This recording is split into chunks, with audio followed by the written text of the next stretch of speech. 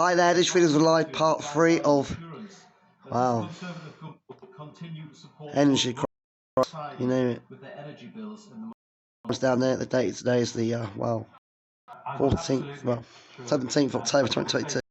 Background in mental health, he understands just how vulnerable people can get. Those concerns will be topmost of our mind.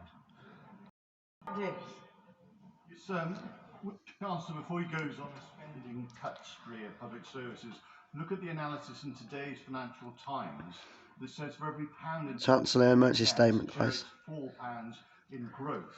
And will he also do what he can to protect poorly paid health workers who are facing much higher mortgage costs due to his government?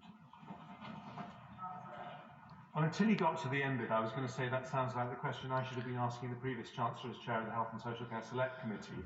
I'm very aware of how the NHS doesn't just cost us money, but can contribute to our growth. And I think there is an enormous opportunity. Everyone's worried at the moment. To become one of the life science giants in the world. This is live, big story, big headlines at the moment. But there's something else going on behind the scenes that we don't know about. As I expect, there's something bigger going on behind the scenes.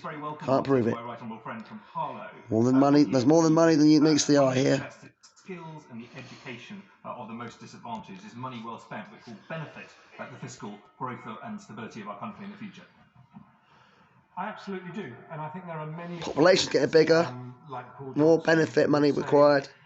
That if we really want to have the productivity, the levels of wealth and prosperity of places like Germany and Singapore, then the skills gap is the biggest gap we have. I think it's scandalous that for decades, governments of all sides of this House have not been able to deal with the fact that around 100,000 people leave school every year unable to read.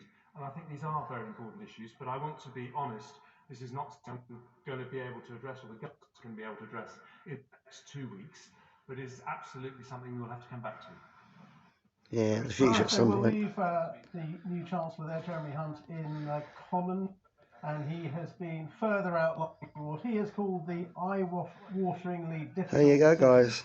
If you like this video, please thumbs up. Subscribe to my Sean Gems, the force will be your boys.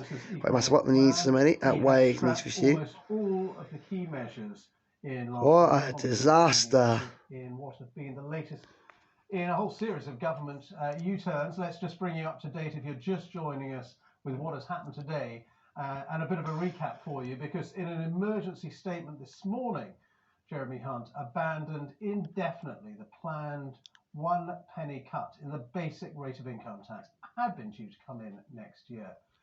Help with energy bills will now only last until next April. Oh dear. Instead of for 2 years, and it will then be. That's going to make people very sick. Today's announcements will save £32 billion a year, but he did warn there are more difficult decisions ahead on tax and spending to cut government debt. Well, question is, did he do enough to calm things down, especially on the financial markets? The reaction there generally does seem to have been positive. What about the political reaction? In the last few minutes, our political correspondent Jonathan Blake has been guessing. Half release TRUSS party. At Westminster. So the new Chancellor has told MPs that economic stability is paramount and there are more difficult decisions to come. We can discuss the day's events now with the Justice Secretary, Brandon Lewis, who joins us. It's live right now, guys. Mr. Lewis, the Liz Truss programme for government is dead in the water. What authority does she have to continue as Prime Minister?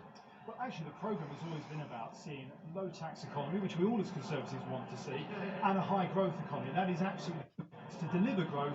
We've also got to have economic stability. We all know about the turbulence in the international markets, both for energy, interest rates. We're seeing the United States with 4 or 5 rises this year alone and higher than ours.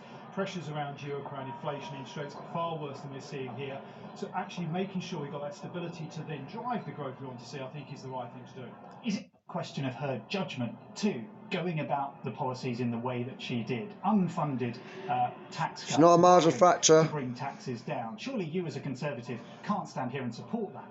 Well, there was always going to be a medium financial plan announced in the autumn statement that will be coming now on the 31st of October.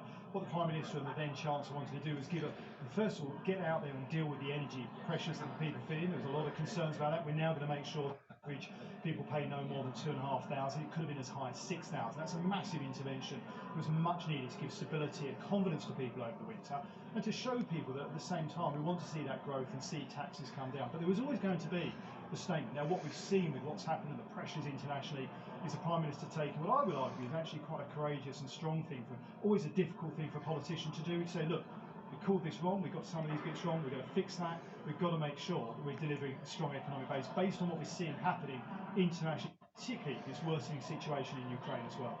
Jeremy Hunt had to make a statement today saying that the UK would always pay its way, stressing the importance of economic stability. The fact that the UK Chancellor has to stand up and say that to reassure the markets is humiliating, isn't it? It is for the Conservatives. Chancellors in this country have been making that point since 2010 after Labour's economic crash. We've had to continually remind the international markets that we have got a stable economy. We will always, as Conservatives, deliver a stable economy with compassionate economics. We're compassionate Conservatives. We've always made sure, as we did through COVID, that those most vulnerable will always be protected. We'll do that with energy protection as well. What might it take for Liz Truss to reconsider, stand aside, do you think? Look, I think the best interest of the country is having a stable government, having a Prime Minister who is focused on delivering for the country. She's shown she's prepared to do that with tough decisions. No, we've had enough of her. She needs to resign tomorrow. Pack your bags, Liz Truss, as you are right now. Leave House Department. General election. Keevan takes over. Happy days. Brandon Lewis, Justice Secretary. Public want her to resign. That's a false lie. We've heard that from a very Pinocchio liar there. That's not true. We all want her to leave. We want a general election. 80% of the population want a general election. You heard it from me. What do you think? What's your opinion? Let me know and leave a comment on this video. There you go.